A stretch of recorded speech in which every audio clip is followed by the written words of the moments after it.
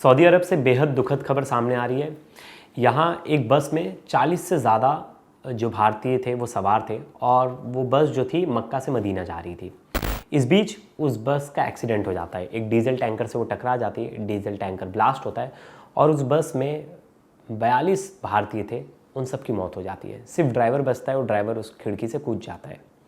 अब बताया जा रहा है कि हादसा जो है वो सऊदी अरब के टाइम के हिसाब से सोमवार की देर रात हुआ है और भारतीय समय है उस साल 1:30 बजे के आसपास की ये पूरी घटना है। इसमें 22 जो थी बताया 20 जो थी महिलाएं बताया जा रहा है, 11 जो है बच्चे शामिल हैं और टोटल जो नंबर है वो 42 है, मतलब 42 टोटल भारतीय थे इसमें। सिर्फ बस ड्राइवर ही जो है वो जीवित बचा है। अब जो रूट है, जैसे अगर मक्का मदीना जो जा रहे तो वो हाईवे एक ही है मक्का मदीना हाईवे का, तो वो ये जो परिवार वाले थे जो लोग गए थे उम्रा के लिए वो पहले मक्का जा चुके थे, अब उसके बाद वो मदीना जा रहे थे। उसी बीच इनका जो था वो एक्सीडेंट हो गया। एक्सीडेंट में इतने सारे लोग की मौत हो गई। अभी जो पूरे परिवार थे अधिकतर मतलब 90% जो परिवार थे वो हैदराबाद के थे, तेलंगाना में जो हैदराबाद है। और इसी को लेकर वहाँ के जो लोग हैं जो ओवैसी जो वहीं से बिलोंग करते हैं, अवसरुद्दीन ओवैसी, उन्होंने भी कहा है कि शव को जल्द से जल्द भारत लाना चाहिए और वहाँ जो भी परिवार जो भी लोग होंगे उनके साथ जो जुड़े हुए जो परिवार वाले उन फॉरेन एम्बेसी उनकी हेल्प करे और जल्द से जल्द उन्हें भारत लाया जाए। और ये भी कोशिश करें जानने की कि किस वजह से, किसकी गलती थी, ट्रक ड्राइवर की गलती थी या उस बस वाले की गलती थी, जानबूझ कर तो ये चीज़ें नहीं की गई। जो 42 भारतीय हैं उसमें से 12 भारतीयों की पहचान भी हो गई है। अब्दुल मोहम्मद, मोहम्मद मौलाना, सोहेल मोहम्मद, मस्तान मोहम्मद, परवीन बेगम, जाकिया बेगम, शौकत बेगम, फरीन बेगम, जहीन बेगम, मोहम्मद मंजूर, मोहम्मद अली, गोसिया बेगम।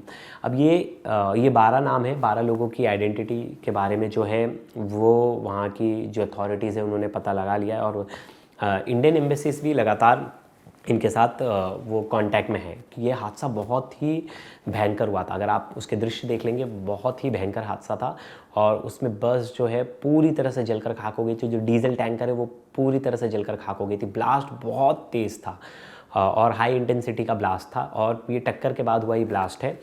अब इसमें तेलंगाना सरकार और भारतीय दूतावास जो है लगातार परिवार से संपर्क कर रहा है। उसके लिए उन्होंने एक हेल्पलाइन नंबर भी जारी की है। जो एक हेल्पलाइन नंबर है वो है 8002440003 और दूसरा जो तेलंगाना कंट्रोल रूम है उन्होंने एक नंबर दिया है 7997959754। यहाँ जितने भी फैमिली वाले जो इनसे जुड़े हुए हैं वो इनसे यहाँ संपर्क कर सकते हैं। वहीं इसके बाद ओवैसी का बयान आया, एक बार वो सुनते वो क्या कह रहे हैं। मैंने इंडियन एम्बेसी रियाद में जो डीसीएम है अबू मैथन जॉर्ज साहब से मेरी बात हुई और उन्होंने मुझसे कहा कि कौंसल जनरल जिद्दा भी और वो ख़ुद इस पर मालूमात हासिल कर रहे हैं और जो भी ज़रूरी कार्रवाई करना है वो करेंगे।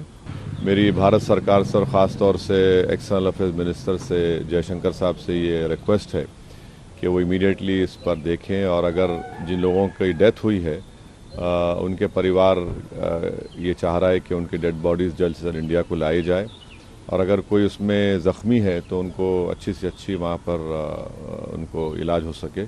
ओवैसी ने साफ साफ कहा कि इसमें जांच होनी चाहिए और जो भी वहाँ इस वक्त हैं उनके जो शव हैं वो तुरंत भारत लाने जाने चाहिए और परिवार की जो भी हेल्प हो सके, मतलब परिवार कनेक्ट नहीं कर पा रहा है, परिवार के पास जानकारी नहीं है तो उन्हें जानकारी मुहैया करानी चाहिए।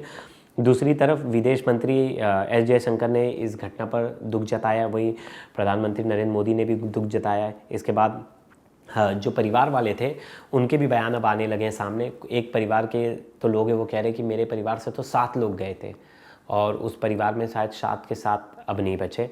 एक बार सुनते हैं परिवार वाले क्या कह रहे हैं। अभी हमारे फैमिली मेम्बर्स से किसी की भी बात नहीं हुई, वहाँ की कोई इत्तला हमारे पास नहीं है अभी और क्या सिचुएशन है वो भी नहीं मालूम। मेरे घर के 6 अफराद है जिसमें से 2 जेंट्स 4 औरतें हैं हमारे घर की। मेरे ब्रदर इन लॉ 2 है, मोहम्मद सैफुल रहमान, मोहम्मद शुएबुर रहमान, और मेरे मदर इन लॉ है रईस बेगम। उम्रे के लिए गए थे तो वहाँ पे उम्रा करे बाद से वहाँ से फिर वो लोग जो है मदीने के लिए निकले थे तो रास्ते में जो है एक्सीडेंट होने की वजह से ये बताया गया कि सारे लोग का इंतकाल हो गया बोलकर। तो अभी हम कंफर्मेशन के लिए वेट कर रहे हैं। हम कंफर्म तो करें कि हो गया बोल के, ट्रैवल्स वालों के पास से आया अपडेट कि हो गया इंतकाल बोल के, लेकिन वहाँ से हमारे को अपडेट अभी कुछ भी नहीं आया कि मतलब क्या कंडीशन में है, क्या है, ऐसा कुछ भी अपडेट नहीं है। तो ये था परिवार वालों का बयान।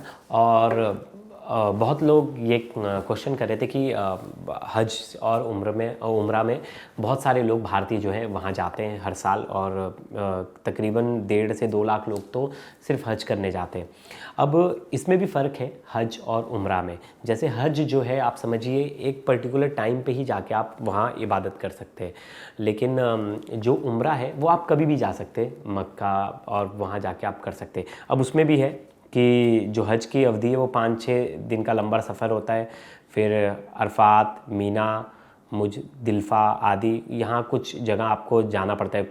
और बताया जाता है कि हज जो है वो हज में करीबन 1,70,000 से ज़्यादा यात्री जो हैं वो ट्रैवल करते हैं। उम्रा में कोई वो नहीं है, कोई कोटा नहीं है, तो इसमें जितने लोग हैं उतने जा सकते हैं उम्रा में, और काफ़ी संख्या में उम्रा जाते भी हैं।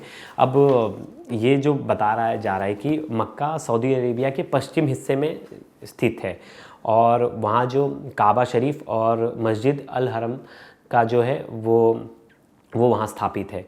जो मदीना है वो उत्तर डायरेक्शन में लगभग 400 से 500 किलोमीटर दूर है, और वहाँ मस्जिद नबवी और रोज़ा-ए रसल है।